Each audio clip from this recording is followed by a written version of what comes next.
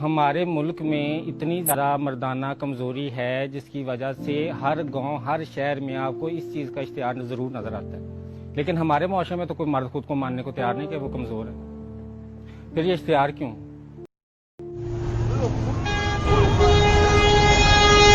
Camera آن ہے، بتا دو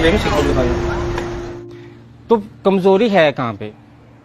کمزوری یہاں پہ کیا ہم نے مرد کو اتنی طاقت دی ہے کہ اسے ہم سکھا سکیں کہ عورت عزت کرنے والی چیز ہے، عورت رسپیکٹ دینے والی چیز؟ ہم نے سکھایا مرد کو؟ ہم نے نہیں سکھایا. ہم نے مرد کو سکھایا کہ عورت خریدنے والی چیز ہے. تم جتنا زیادہ کماؤ گے اتنی اچھی خوبصورت عورت کی بولی لگا کے خرید پاؤ گے.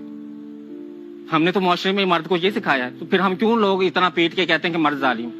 عورت آج نکل کے کہتی ہے روڈ پہ میرا جسم میری مرضی ہے اور مرد ظالم ہے. مرد ظالم بنا کیسے ہے؟ کون سی عورت مرد سے آج یہ توقع نہیں کرتی کہ مجھے شادی کرنے کے لیے اپنانے کے لیے پہلے تمہارے پاس گاڑی بنگلہ ہونا چاہیے؟ اگر کوئی مرد کہے کہ میں سچی نیت والا ہوں، میں مخلص ہوں، میں تمہارے ساتھ وفادار رہوں گا، مجھ سے شادی کر لو، میرے پاس پیسے نہیں، کوئی عورت کرے گی اس سے شادی؟ اس عورت کو حق ہے پھر یہ کہنے کا کہ بھئی مرد ظالم ہے؟ عورت خود ظالم ہے. عورت نے مرد پہ ظلم کیا ہوا ہے اور وہ اس ظلم کو مانتی نہیں. مرد اتنا زیادہ مرد مجبور ہو گیا کہ اب تو ہمیں یہ سننے کو ملتا ہے کہ اب تو زیادہ تر خسرے جو ہوتے ہیں نا وہ نکلی آگے، وہ تو کچھ لڑکے خسرے بنے ہوئے. ہم ڈوب کے نہیں مرتے یہ بات کرتے ہوئے.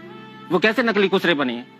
معاشرے کا اتنا بڑا طبقہ نکلی خسرے بن رہا ہے، اسے کون روکنے والا ہے؟ کوئی نہیں. کیوں نہیں اس کی کوئی جڑ ڈھونڈ رہا کہ بھئی یہ کہاں سے بننا شروع ہو گئے؟ ہم نے مرد کو مرد رہنے نہیں دیا. ہم نے مرد کو سکھایا کہ تم تماشبین ہو، تم نے پیدا ہونا ہے تو تم نے عورت کو یا بیچنا ہے یا خریدنا ہے. بہن بیچنی ہے اور بیوی خریدنی ہے. اس کے لیے تمہیں پیسے چاہیے بہت زیادہ. جتنے زیادہ پیسے ہوں گے اتنا اچھا مال تم خرید سکو گے. یہ سکھانے کے بعد پھر مرد سے ہم کس چیز کی توقع کر رہے ہیں کہ وہ اچھا مرد بن کے رہے سوسائٹی میں؟ وہ اچھا مرد نہیں بنے گا، وہ اس سے بھی مزید ظالم بنے گا. پاکستان میں 100 میں سے 60% نوجوان نسل ہے. اس نوجوان نسل میں سے 50% اسکولوں میں نہیں ہے. تو جو 50% اسکولوں میں نہیں ہے ان کے پاس اینڈرائڈ موبائل تو ہے، تو وہ اینڈرائڈ موبائل پہ کیا دیکھتے ہیں؟ وہ اینڈرائڈ موبائل پہ کیا قرآن و حدیث کی تعلیم سن رہے ہیں؟ کیا وہ موبائل پہ ملک کو کیسے ترقی کی راہ پہ گامزن کرنا ہے وہ نوجوان نسل یہ سیکھ رہی ہے جو اسکولوں میں نہیں ہے؟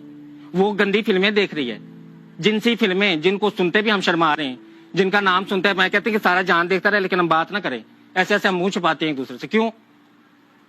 ہم نے اپنے نوجوان نسل میں معاشرے کو نہ تو تعلیم دی ہے نہ ہی اسے تربیت دی ہے. تربیت کو لفظ ہمیں نہیں نہ پتا کیا ہے.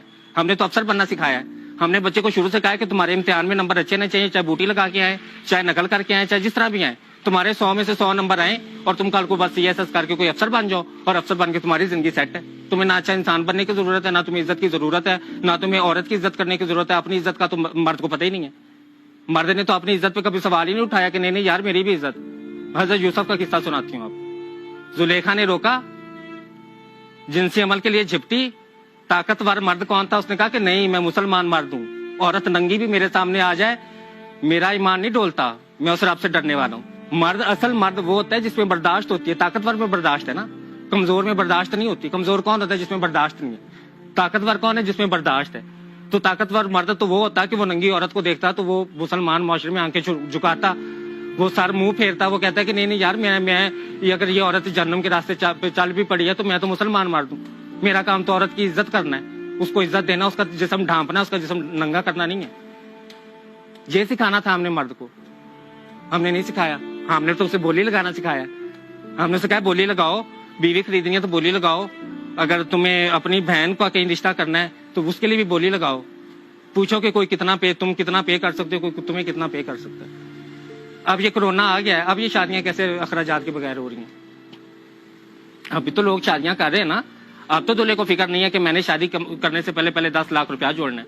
میں نے گھر بنگلہ گاڑی لازمی ہو تو میری شادی ہوگی. تو جب گھر گاڑی بنگلہ عورت دیکھتی ہے نا، جب عورت مانگتی ہے کہ بھئی میں شادی کرنے کے لیے گھر بنگلہ گاڑی مانگتی ہوں، تو پھر ظاہری بات ہے مرد بھی بولی لگاتا ہے. تو ہم بیچنے خریدنے کا کام کر رہے ہیں. ہمیں سکھانا پڑے گا کہ رشتہ کیا ہے، شادی کیا ہے، نکاح کیا ہے. 3 کلمے پڑھنے کا مطلب کیا ہے، کون سا یہ رسم کہاں سے آئی ہے؟ مجھے یہ بتا دیں کہ اسلام میں تو مجھے یہ پورے اسلام میں یہ رسم نظر نہیں آتی کہ بھی دلہے کو شادی کے لیے جو ہے وہ ایک گھر گاڑی بنگلہ لازمی ہونا چاہیے. سوشل سیکیورٹی ہونی چاہیے، فیوچر سیکیورٹی ہونی چاہیے. یہ کانسیپٹ کہاں سے ہیں؟ کون لے کے آئے سوسائٹی میں یہ کانسیپٹ؟ ظاہری بات ہے جب عورت مرد سے توقع کرے گی اس چیز کی تو مرد بھی تو پھر بدلے میں مانگے گا نا. یہ تو لین کا دین ہے, مارکیٹنگ کیا ہے. آپ بولی لگائیں گے, آپ خریدیں گے تو پھر شرائط رکھی جائیں گی. پھر جب آپ دلہے کو کہیں گے کہ بھی تمہیں شادی کرنے سے پہلے گھر گاڑی بنگلہ خریدنا ہے تو پھر وہ کہے گا بھی گھر گاڑی بنگلہ خریدنا ہے تو پھر مجھے اس نقشے کی عورت بھی چاہیے. عورت نے کیا کی, عورت پھر میڈیکل کلینکس کس لیے کھلے کہ وہ اس نقشے کی عورت بنانے کے لیے, کہ ان کو کاٹو, ان کا پیٹ کاٹو, ان کی چھاتیاں کاٹو, ان کے چہرے کاٹو, پلاسٹک سرجری کے نام پہ کاٹ کاٹ کے ان کو پیش کرو مارکیٹ. اس ٹرینڈ میں آج ہم زندگی گزارے. آج اس پیٹ کاٹنے کا نام ہم نے لیپو تھراپی رکھا ہوا ہے. ہم چہرہ کاٹتے ہیں تو اس کا نام ہم نے جو ہے وہ پلاسٹک سرجری رکھا ہوا ہے. ہم چھاتی کاٹتے ہیں تو ہم نے اس کا نام سلیکون سرجری رکھا ہوا ہے. ہم نے تو نام بدل کے تو ان کو بڑا گلوریفائی کیا ہوا ہے نا. ان کے نام ایسے گلوریفائی کر کے رکھے ہوئے کہ کوئی یہ محسوس نہ کرے کہ میں زندہ جان اپنا پیٹ کٹوانے لگا ہوں. یہ کسی کو محسوس نہ ہو. سب کو یہ محسوس ہو کہ میں لیپو تھراپی کرا رہا ہوں, میں پتہ نہیں حسن کا شہزادہ بننے لگا ہوں. ہمارے وقت میں تو پھر بھی جو مرد ہوتا تھا نا, جب جوان ہوتا تھا تو میرے نانی دادی جو تھی وہ دیسی گھی کی خوراکیں بناتی تھی, وہ مجھے نہیں بناتی تھی کہ نہیں بچہ جوان ہو گیا اس کو یہ خوراک کھلانی. آج کل بچے کیا کر رہے ہیں, آج کل جو اسٹیرائڈ کا ٹیکا ہے, زہر ہے, وہ جسم میں لگا رہے ہیں. جوان بچہ, نہ ان کی ذہنی حالت ٹھیک رہی نہ ان کی جنسی حالت ٹھیک رہی. اور بچے پیدا کرنے کا مطلب یہ قطعی نہیں ہے کہ آپ جنسی طور پہ مضبوط اور طاقتور ہیں. بچے پیدا ہوتے ہیں اللہ کے امر سے. اگر آپ عورت کو جنسی تسکین دے رہے ہیں تو پھر آپ طاقتور مرد ہیں جس کو مردانہ کمزوری نہیں ہے. اور اگر آپ عورت کو جنسی تسکین نہیں دے رہے اور عورت بغاوت پہ اتر آئی اور وہ روڈ پہ کہتی کہ میرا جسم میری مرضی, مجھے تم سے تسکین نہیں ملتی, اب میرا جسم ہے, میں جسم مرضی تسکین لوں, تو وہ اس مردانہ کمزوری کا علاج جو ہے نا وہ خوراک سے اور ذہنی سکون سے ہو. جب تک مرد کے ذہن میں ذہنی سکون نہیں ڈالا جائے گا, جب تک اس کے اوپر سے یہ ذمہ داریاں اور بوجھ نہیں ہٹائے جائیں گے, تب تک یہ چیزیں نہیں ٹھیک ہوں گی.